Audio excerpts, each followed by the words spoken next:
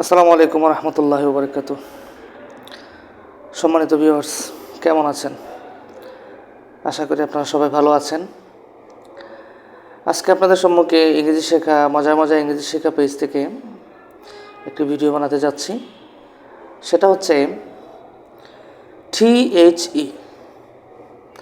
কোথাও এটাকে আমরা দি বলি, কোথাও ওইটাকে আবার আমরা দা বলি।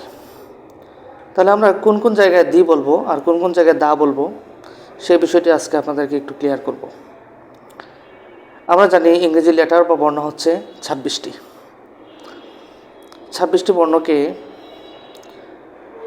আবার দুটি ভাগে ভাগ করা হয়েছে, ক্যাপিটাল লেটার আর স্মল লেটার। আরও দুটি ভাগে ভাগ করা হয়েছে এছাড়াও, সেটা হচ্ছে ভাওয়েল অ্যান্ড কনসোনেন্ট।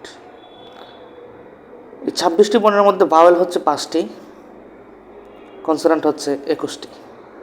ভাওয়েল হলো এ, ই, আই, ও, ইউ, এই 5টি।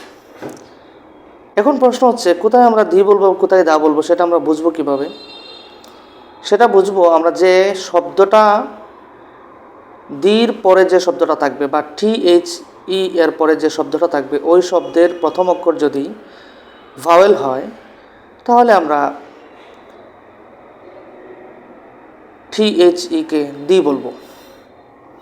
আর যদি ওই THEর পরের শব্দের প্রথম অক্ষর কনসোনেন্ট হয়, অর্থাৎ এ, ই, আই, ও, ইউ, এই 5টি ছাড়া অন্য কোনো লেটার দিয়ে শুরু হয়, তাহলে অবশ্যই আমরা সেটাকে দা বলবো। যেমন আফটারনুন। আফটারনুন শব্দের প্রথম লেটার হচ্ছে এ, তার পূর্বে যদি THE থাকে তাহলে আমরা অবশ্যই সেটাকে দি আফটারনুন বলবো, দা আফটারনুন বললে হবে না। তেমনিভাবে যদি আমরা বিল্ডিং, দালান যেটাকে বলে, বিল্ডিং শব্দের বি লেটার দিয়ে শুরু হয়েছে, তার পূর্বে যদি THE থাকে তাহলে অবশ্যই আমরা সেটাকে দা বিল্ডিং বলবো, দা ব্যাগ বলবো। আশা করি সবাই বুঝতে পেরেছেন। আমব্রেলা যদি আমরা বলি, আমব্রেলার পূর্বে যদি